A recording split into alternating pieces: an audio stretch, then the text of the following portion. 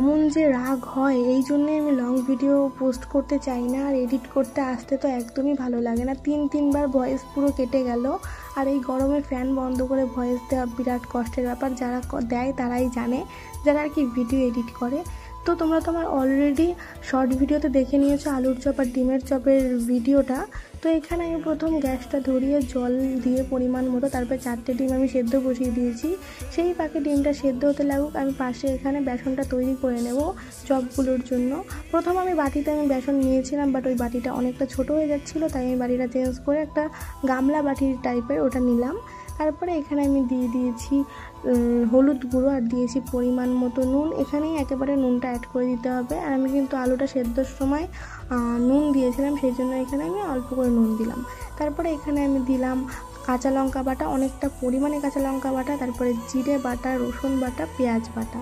আর এখানে আমি লঙ্কার গুঁড়ো অ্যাড করেছি, যেহেতু বেসনটা যদি ঝাল ঝাল করে করা হয় অনেক সুন্দর লাগবে খেতে। তারপরে এখানে আমি ধনে গুঁড়ো অ্যাড করলাম, যেহেতু জিরে বাটা দিয়েছি তাই জিরে গুঁড়ো আর দিলাম না। তারপরে এখানে আমি অল্প অল্প জল নিয়ে সুন্দর মতো এটা তৈরি করে নেব। যেহেতু বেশি জল দিলে তোমার এই ব্যাটারটা একদম পাতলা হয়ে যাবে, পাতলা হলে কিন্তু হবে না, গাঢ় করে করতে হবে যাতে আলুর গায়ে লেগে থাকে। একদম পাতলা করে করলে তোমার আলুর গায়ে লেগে থাকবে না, আলু ভাজা হয়ে যাবে। সেই জন্য অবশ্যই কিন্তু অনেকটা পরিমাণ অনেকটা গাঢ় করে করতে হবে। এখানে আমি অনেক ধৈর্য নিয়ে এটা তৈরি করছিলাম চামচ দিয়ে, বাট তারপরেও কিছুটা দলা দলা থেকে যাচ্ছিলো, সেই জন্য আমি চামচটা ফেলে দিয়ে আমি আমার হাত দিয়েই কাজটা চালিয়ে নিচ্ছি, যেহেতু হাত দিয়ে করলে সব থেকে ভালো হয়। এদিকে কিন্তু আমার ডিম সেদ্ধগুলো হয়ে গেছে বেসনটা তৈরি করতে করতে। তারপরে আমি একটা বাটিতে অনেকটা পরিমাণে ঠান্ডা জল নিয়ে ডাইরেক্ট আমি গরম জল থেকে ঠান্ডা জলে দিয়ে দিচ্ছি। আর যেহেতু আমি সেদ্ধ করার সময় ডিমে আমি হালকা নুন দিয়েছিলাম, সেজন্য কিন্তু খুব সহজেই ডিমগুলো ছাড়ানো যাবে আর কি, যেহেতু নুন দেওয়া। এদিকে আমার সব ডিম তোলা হয়ে গেছে, সেই একই জলে আমি দিয়ে দিচ্ছি কি ভুলভাল হয়ে যাচ্ছে, এতবার ভয়েস দেওয়া যায়। ওই একই জলে আমি দিয়ে দিচ্ছি কেটে রাখা আলু আর দিলাম কিছুটা নুন। আমি কিন্তু আলুটা সেদ্ধ করে ম্যাশ করে চপ করছি না, আমি একটা আলু পাতলা পাতলা করে কেটে নিয়েছি। এইভাবেই কিন্তু আমি আলুর চপটা করব। এদিকে কিন্তু আমি ডিমগুলো সুন্দর মতো ছাড়িয়ে নিয়েছি, এবার আমি পিস পিস করে কেটে নেব। কাটার সময় অবশ্যই একটু সাবধানে কাটতে হবে, আস্তে আস্তে কাটতে হবে। তাড়াহুড়ো করে কাটতে গেলে তোমার কুসুমটা বেরিয়ে যেতে পারে। সেই জন্য আমি এখানে আস্তে আস্তে 4টে ডিমই কেটে নিলাম। ওদিকে আমার আলুটা সেদ্ধ হয়ে গেছে, তাই আমি এখানে আলুটা তুলে নিচ্ছি। বেশি সেদ্ধ করলে কিন্তু হবে না, তাহলে কিন্তু ভেঙে যাবে, সেই জন্য আমি কিছুটা পরিমাণে আলুটা সেদ্ধ করে নিলাম, 50% সেদ্ধ করলেই হবে। তারপরে কড়াইটা সুন্দর মতো ধুয়ে এনে আমি কড়াইতে দিয়ে দিলাম তেল। অবশ্যই কড়াইটা ধুতে হবে, নাহলে কিন্তু তোমার চপগুলো লেগে যাবে। আমি অনেকটা পরিমাণে সর্ষের তেল দিয়েছি, তোমরা চাইলে সাদা তেলও দিতে পারো, বাট আমার কাছে সর্ষের তেলটাই ছিল, তাই আমি সর্ষের তেল দিয়েই কাজ চালিয়েছি।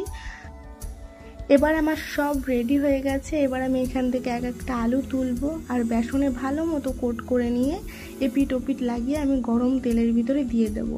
যেহেতু প্রথমে তেলটা অনেকটা পরিমাণে গরম করে নিয়েছি, তাই সঙ্গে সঙ্গে এক পিঠ লাল হয়ে গেছিলো। তারপরে আমি লো ফ্লেমে আস্তে আস্তে ভাজবো, যাতে ব্যাপারটা মুচমুচে হয়, নেতিয়ে না পড়ে। সেই জন্য আমি এখানে কিন্তু খাবার সোডা অ্যাড করিনি, যাতে মুচমুচে থাকে। নর্মাল যেরকম বাড়িতে জিনিস আছে সেটা দিয়েই করেছি। তারপরে আমি কিন্তু অনেকটা টাইম ধরে লো ফ্লেমে আমি কিন্তু এই আলুগুলো ভেজে নিয়েছি। তারপরে এবার আমি তুলে নেবো একে একে। একই প্রসেসে সব কটা আলু ভেজে নিয়েছি, অনেকটা সময় লাগে, বাট পুরোটা তো দেখাবো না, সেই জন্য কিছুটা ফুটেজ দিয়ে আমি তোমাদেরকে ভয়েস ওভার দিচ্ছি। তারপরে আমার এখানে আলুর চপগুলো সব রেডি হয়ে গেছে। এবার ডিমের চপের পালা। যেই আলুর চপের যেই বেসনটা দিয়ে করেছি, ডিমের চপও কিন্তু সেই বেসনটা দিয়েই করবো, আলাদাভাবে কিছু করলাম না।